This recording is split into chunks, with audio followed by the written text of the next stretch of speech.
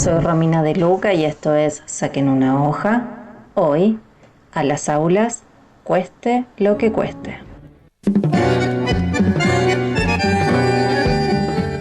Gustavo, oyentes. Bueno, en esta columna, desde que arrancó en el mes de mayo, venimos analizando los avatares del sistema educativo en este año atravesado por la pandemia. Hoy lo que quiero que hagamos es que pensemos qué es lo que nos puede deparar el año que se avecina. Y lo cierto es que lo vamos a hacer a partir del último documento que acaba de aprobar el Ministerio de Educación Nacional, que se llama precisamente como el nombre de esta columna, A las aulas. Bueno, lo cierto es que ya el título podemos decir que no deja mucho lugar para la imaginación y la metáfora. Incluso en el subtítulo del documento se habla de acciones y plan de trabajo 2021 para garantizar la plena presencialidad en el sistema educativo argentino, ¿no? Y lo cierto es que el documento es un balance de lo que hicieron este año y de lo que está por venir. Lo primero, digamos, que van a enumerar es la serie de obstáculos que tuvieron que sortear y cómo respondieron, digamos, frente a la suspensión de clases. Van a hablar de la construcción del portal Seguimos Educando, de la distribución de cuadernillos papel, de la programación en la TV pública, en las radios, la liberación de material de lectura en bibliotecas digitales, etc. Pero, digamos, van a reconocer que hay un déficit de equipos tecnológicos para la educación muy grande. De hecho, van a decir que el 43% de los alumnos no tiene computadora en su hogar y un 52% de los alumnos no tuvo una PC para uso escolar propio. Bien, en ese cuadro, ¿cómo suplieron ese déficit? Bueno, ellos declaran haber repartido 98.554 netbooks y 19.034 tablets. Quiero recordar que en el nivel primario y secundario, entre la modalidad común, especial y de adultos, hay más de 9.500.000 alumnos. Es decir, si pretenden cubrir el déficit de ese 43% que no tiene computadora, tendrían que haber repartido cerca de 4.300.000 computadoras, ¿no? Es mucho más si decimos, bueno, le vamos a dar esas computadoras para uso exclusivo escolar que requeriría el 52% de los alumnos, ¿no? Bueno, no menos exigua fue la distribución de herramientas para los docentes, no solo porque no le distribuyeron ninguna herramienta digital, sino porque apenas le ofrecieron préstamos para que se compraran su propia computadora para trabajar.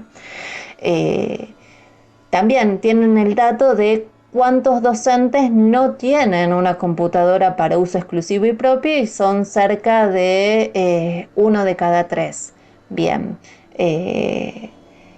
el sistema educativo tiene cerca de 1 millón de docentes, con lo cual tendrían que haber ofrecido entre 350.000 y 400.000 préstamos, cuando en el 2020 ofrecieron apenas 55.000. A veces da la impresión de que esta gente no puede manejar ni siquiera una calecita.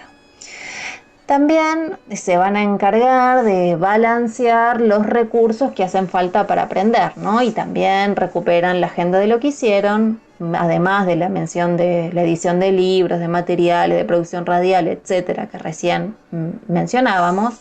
Hablan de el acompañamiento sociocomunitario, el acompañar, el puente, del cual hablamos en otra columna, ¿no? Eso que nosotros enumeramos como las formas de la paraestatalización educativa, es decir, del Estado, que se tiene que hacer cargo de, digamos, brindar herramientas y recursos, y en realidad lo terceriza en ONGs.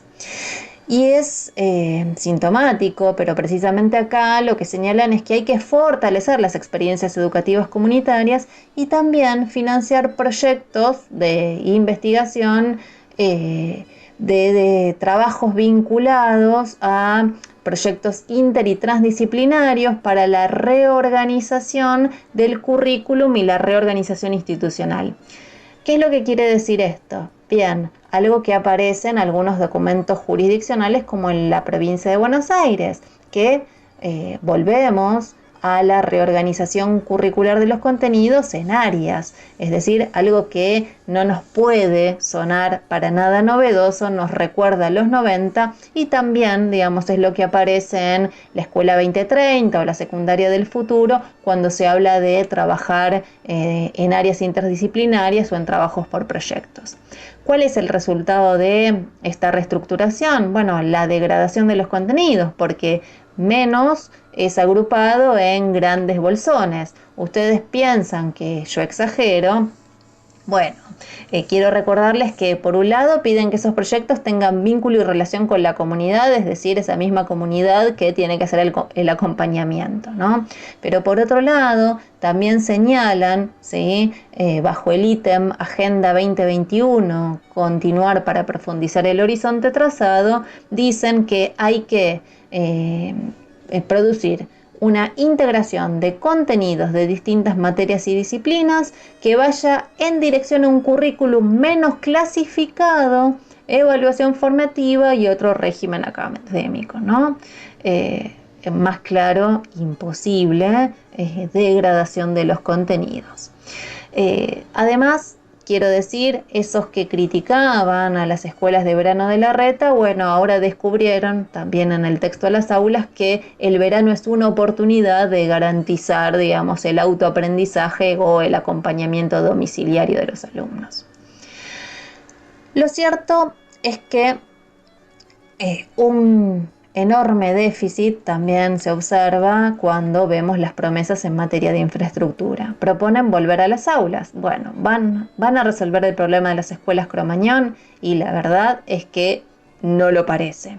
Quiero decir, en el 2021 hablan que 1.527 establecimientos, digamos, pidieron obras de infraestructura para los cuales se van a destinar 857 millones, lo cual, si uno saca la cuenta, lo que observa es que, digamos, se van a invertir 500.000 pesos por escuela en promedio.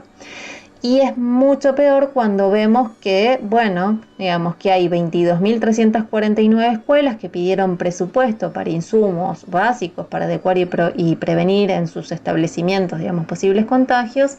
Y a cada escuela, si uno ve la magnitud del presupuesto que le va a tocar, son cerca de 22.300 pesos, ¿no? Será por eso que siguen proponiendo profundizar algo que apareció en el 2021, que es el uso de espacios alternativos y o complementarios para las actividades presenciales, es decir, esta tradición de la escuela árbol que inauguró el Plan Fines 2 hace ya muchos años y que en pandemia se reflota y se expande. ¿Se acuerdan que recién les dije que hacían falta de más de 4 millones de computadoras para que cada alumno tuviera su propia herramienta digital de trabajo? Bien, a las aulas nos anticipa cuántas van a repartir en el 2021. Por ejemplo, para el nivel secundario 500.000, no hay ningún dato para el nivel primario, ¿no? Obviamente este dato está colocado dentro de un indicador que parezca llamativo, que es que van a invertir cerca de 14.000 millones de pesos para adquirir computadoras, conectividad, para generar recursos digitales, etc. Lo cierto es que 14.000 millones de pesos suena a mucho dinero y es más del que todos nosotros, seguramente los oyentes, Gustavo, quien les habla, vamos a ver en toda nuestra vida obrera junta, ¿no? Ahora, si uno hace el ejercicio de pensar, bueno, dijeron que van a comprar 500.000 computadoras y tienen 14.000 millones de pesos. Bueno, tienen que conseguir computadoras que les cuesten menos de 28.000 pesos porque por esa suma, ¿sí? Tienen que comprar la PC, garantizarle el contenido digital, ampliar los repositorios digitales, garantizar más conectividad, etcétera, ¿no? Entonces, una primera conclusión que podemos sacar es que si alguien pensaba que la falta de distribución de recursos tecnológicos o de inversión en infraestructura o la degradación de los contenidos vía fusión en proyectos interdisciplinarios, la tercerización educativa mediante el acompañamiento y la búsqueda de alumnos a través de ONGs o, digamos, de profesores en versión devaluada, que son los estudiantes de profesorado, o digamos de los mismos punteros eran producto de, uy, nos agarró la pandemia. Bueno, está claro que no.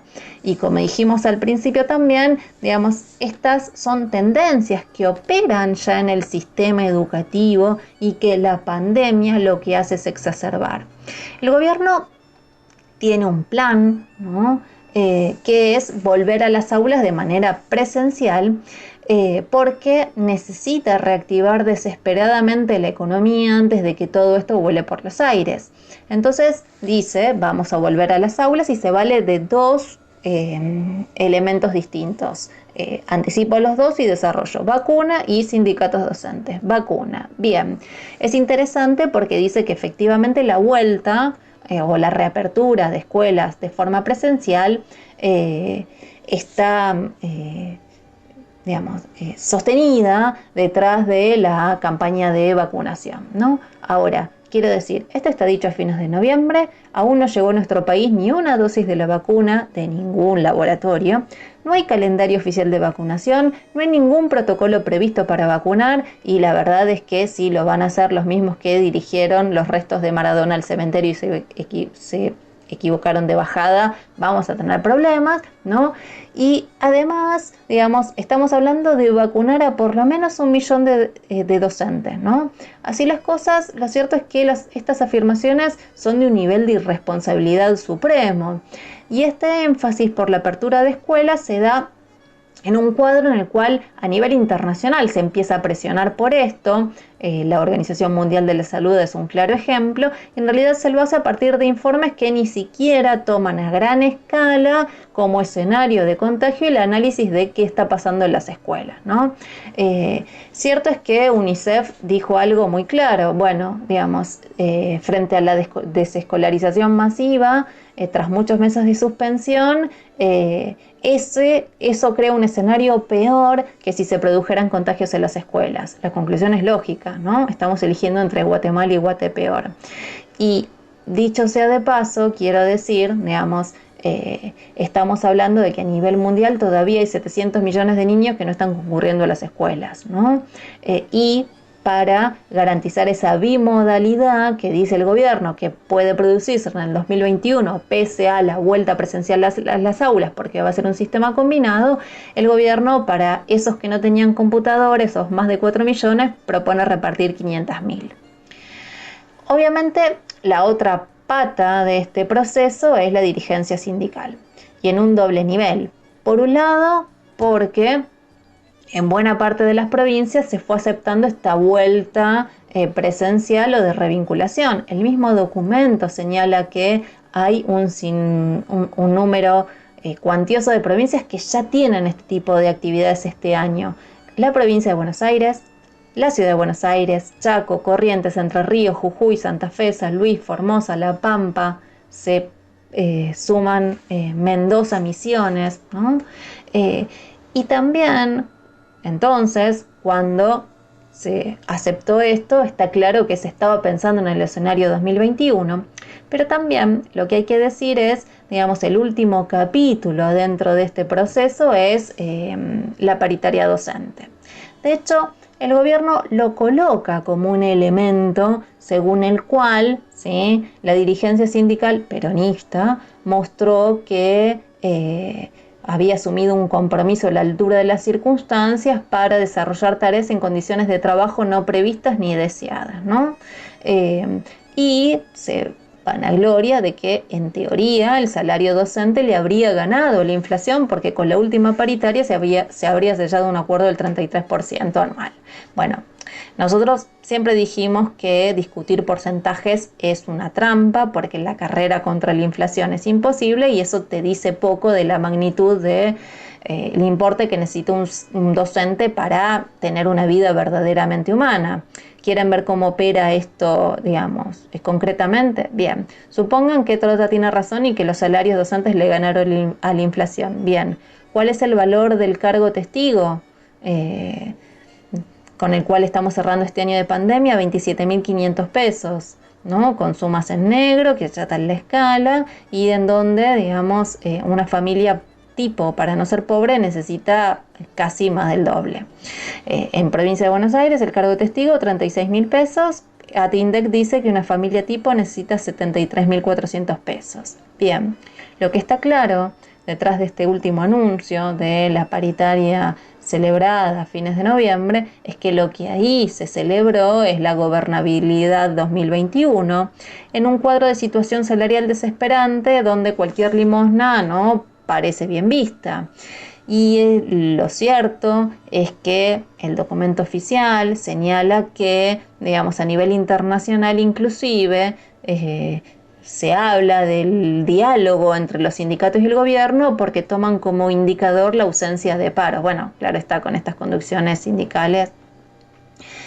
Un análisis socialista de los problemas de la educación en realidad lo que implica poner sobre la mesa es que estamos ante un cuadro sombrío que promete empeorar. Y el gobierno y la burocracia demuestran lo poco que le interesa la educación de millones, porque, de nuevo, no estamos ante una receta de medidas desesperadas en un contexto, digamos, imprevisto.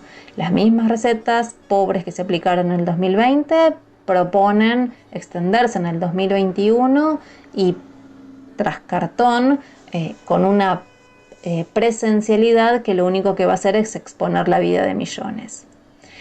Lo cierto es que esos millones de niños que se están quedando afuera nos miran a ver si los rescatamos de los que promete será una ignorancia certificada si no hacemos otra cosa. Y entonces, en este punto, la discusión es por el sentido de nuestras acciones. Y el sentido de nuestras acciones es mostrar un horizonte. En ese sentido, una Asamblea Nacional de Trabajadores Ocupados y Desocupados, las familias y sus hijos, junto a los docentes en una comisión de educación, deben marcar ese rumbo. ¿Qué es lo que necesitamos ahora para el sistema educativo? ¿Qué es lo que necesitamos para atravesar esta pandemia? Y además para recomponer décadas y décadas de degradación.